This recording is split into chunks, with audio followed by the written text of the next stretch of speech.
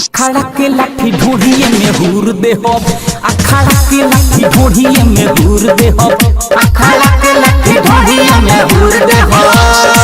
अरे हूर मैंने हूर बे कर ना, तू क्या ढोरी में अखाड़ा के लाठी हूर, हम तोरा गैन में अखाड़ा के लाठी हूरे छो, तब देखी क्या मजा मिले। तोरा बेसी हूरे हूरी खेल में निमन लगे नहीं तो हूरे हूरी खेल।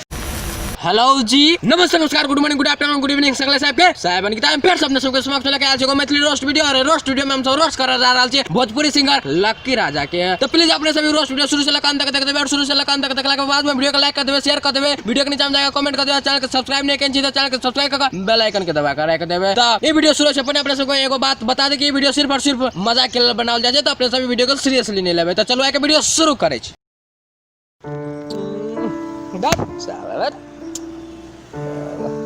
सारा पढ़ लिख डिग्री तो ल लेली, लेकिन अखन तो नौकरी के लिए दूसरे के पैर पर गिरा पड़े।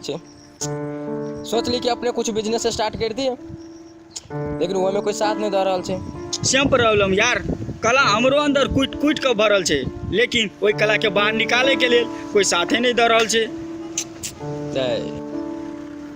देखियो अहाँ सबके समस्या के लागे अब एकेटा उपाय है। उपाय? कौन उपाय यो? ओबीपी नेपाल।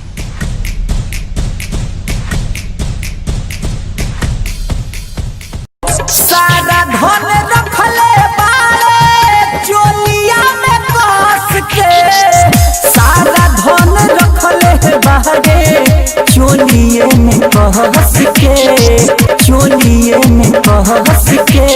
हाँ तो ओकरा तो धन है तो चोली में कैस कर रखने है, तोरा धन है तो तू अपन गैर में कैस कर रख, तोरा थोड़े न कोई जा टोकेला। हां मेन बात तो तोरा धन हेबे नहीं होता, रखबे घंटा। हां खाली दोसर के धन जा निहारे लेके कर धन का तो कैस कर रख ले। बहुत से देखावे लते बरे के, नहीं ओही बोलत है दे बदी बरे के। हाँ तो दो दई नहीं दो दई देवरे के खिला देबे। गांव में जते बाबा हो, नाना हो, काका हो, सबके दो दई, दिया पुता से लेकर सबके दो दई। ई तो प्रसादी है ने, सबके बांटने फिर केन हर कटरी मोगी है हो, कन की दिन सैया नहीं एले तो बर्दाश्त नहीं कर सके, देवरा के दो देते, देवरे के खिला देबे। गांव में जते आदमी सबके बैठ जाई, प्रसादी है ने बैठ जाई। अरे मिलल बहब पलोल बोलो मुहुआ, अरे जवानी जियान हो गइल हो, अरे जवानी जियान हो गइल हो। कैला जवानी में कोई मुँह दल को से, जवानी में कोई मुँह दल को कि हेक दल को से तोर जवानी जियान होय है। देख बउआ बचपन से लेकर जवानी तक चढ़वे में बहुत खर्च लगे, बहुत मेहनत लगे, ते द्वारा एना जैसे जवानी जते जइते जियान नहीं कर, बुझला ना। तोर जवानी जियाने भरल हो त आइब के हमरा दे दे, हम अपन माल जाल के खिया दे, कम से कम माल जाल के तो पेट भरते ना, एना जैसे जियान नहीं कर के। हम तो सरके होई ना, हम तो सरके होई ना, पटवते होरी के, हम तो सरके होई ना, पटवते होरी के। नहीं हम पटेबो तो तोरे, चाहे तू ककरो माल रह, आ चाहे ककरो मार रह, चाहे ककरो भैंसी रह, चाहे ककरो बकरी रह, पटेबो तो तोरे। हमर जिंदगी में एकटा कम रह गेल है, तोरा पटो ना, हम तो तोरे पटेबो चाहे ककरो माल रह।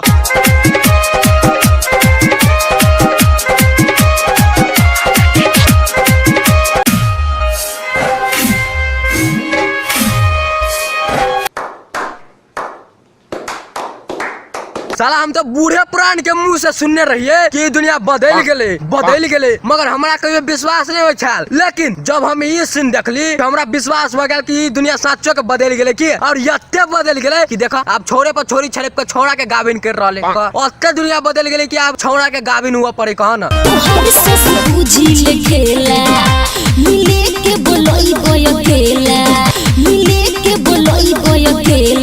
नहीं तोरा अकेले के बोले बा, तोर माइयों के बुला लेबो, तोर काकियों के बुला लेबो, तोर दाइयों के बुला लेबो, तोर दीदियों के बुला लेबो, तोर सखी सहेलिया सबके बुला लेबो, तोर मौसियों के बुला देबो, मौसी बेटियों के बुला लेबो, तोर मौसी बेटी पोतियों के बुला लेबो, तोर गांव के जते बुढ़वा बुढ़िया हो सबके बुला लेबो। अब सबके बुला के बैठा के ये हुकालो लिखे लेबो, तू टेंशन करे ले छ, तोरा अकेले नहीं बोलेबो। मोरा पातरे बपिया बाकी धर के लाजिया, मोरा पातरे बपिया। अच्छा तो तोहर पात्रे हो पिया ना तो तू की चाहे छी कि तोहर पिया यहन भ जाए अने तू चाहे छी कि तोहर पिया यहन भ जाए तो हमर एगो गांडू बाबा है ओकर एगो नुस्खा है उ नुस्खा यूज करबी तो तोहर पिया यहन भ जेतो। उ नुस्खा ई हो कि तू भोरे भोरे 4:15 में उठ कर टॉयलेट में जो टॉयलेट में जे गू भेटे हो उ गू निकाल बाल्टी में धर ओय में कनी तू मुद दही आ मुद क दुनु के घोर दही आ घोर क एगो काड़ी ले काड़ी तो अपना पिया के मुंह में हुराट आ ओय काड़ी द्वारा जैसे तो अपना पिया के मुंह में गू क्या मुद के घोरलावा पिया भी डेली 2 महीना पिया भी देखी तोर पिया यहन नहीं भगल मोटा के ना तो हमर गांडू बाबा के कसम गांड में आग लगा देबे हम अपन गांडू बाबा के। तो बस साइकिल में चल बाकी के वीडियो बाकी दिन रहते तब तक यह वीडियो को मनोरंजन करूं जय करी क्या से करूं वीडियो को लाइक करूं वीडियो को शेयर करूं वीडियो के नीचे जाकर कमेंट करो चैनल को सब्सक्राइब नहीं किया चैनल को सब्सक्राइब करके बेल आइकन के दबा कर रख दियो। तो बस चले चाय के लतवे अच्छा फिर भेटे छी दोसर वीडियो में तब तक के लेल बाय बाय।